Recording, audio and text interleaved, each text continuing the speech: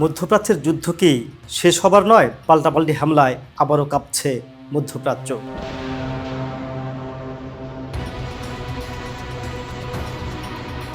গত মঙ্গলবার আমেরিকার একটি হেলিকপ্টার ভূপাতিত করে ইরানি বাহিনী। এর প্রতিশোধ স্বরূপ ইরানের প্রায় 20টি জায়গায় হামলা চালায় আমেরিকা এবং ইসরায়েল। তারপর ইরান কিন্তু আর থেমে থাকেনি। ইরানও মধ্যপ্রাচ্যে থাকা আমেরিকার 21টি ঘাঁটিতে মারাত্মক হামলা চালিয়েছে। এই হামলায় বাহরাইনে থাকা আমেরিকার ৫ম নৌবহর ঘাঁটি একেবারে গুঁড়িয়ে দিয়েছে, পুরোপুরি ধ্বংস করে ফেলা হয়েছে তাদের এই ঘাঁটি। তাছাড়া মধ্যপ্রাচ্যের আরও বিভিন্ন জায়গায় সবগুলো ঘাঁটিতে একযোগে হামলা চালিয়ে তছনছ করে দিয়েছে ইরানি ইসলামী বিপ্লবী গার্ড IRGC।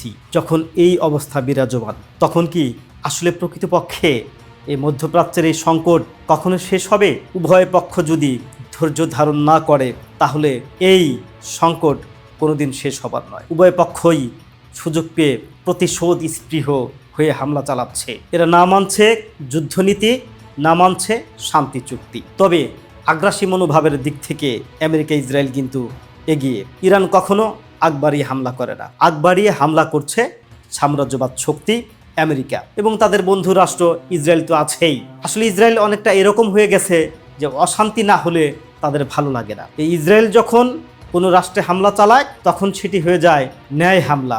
আর ইসরায়েলে যখন অন্য কেউ হামলা করে, তখন সেটা হয়ে যায় সন্ত্রাসী হামলা। আসলে চোরের মার বড় গলা, যার গলায় জোর বেশি মনে হয় তারই শক্তি বেশি। ইসরায়েল এই নীতিতেই চলছে, আর তাকে সাপোর্ট দেওয়ার জন্য তো বিশ্বমোড়ল আছেই। অবশ্য কয়েকদিন আগেও ইরানে হামলার জন্য ট্রাম্প ইসরায়েলকে শাসিয়েছে। আসলে এখন বোঝা যাচ্ছে এটি শাসানি ছিল না, এটি ছিল লোক দেখানো।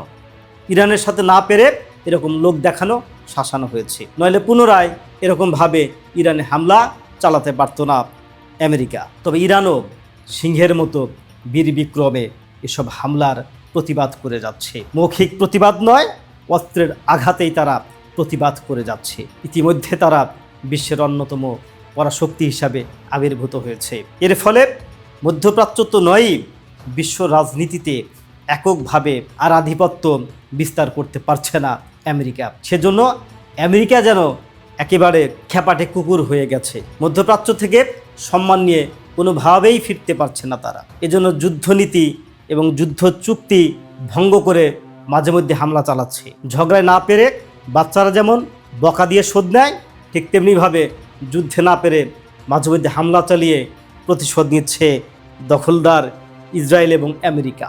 শেষ পর্যন্ত এই যুদ্ধ কোথায় গিয়ে গড়ায়, এটা দেখার অপেক্ষায় পুরো বিশ্ববাসী।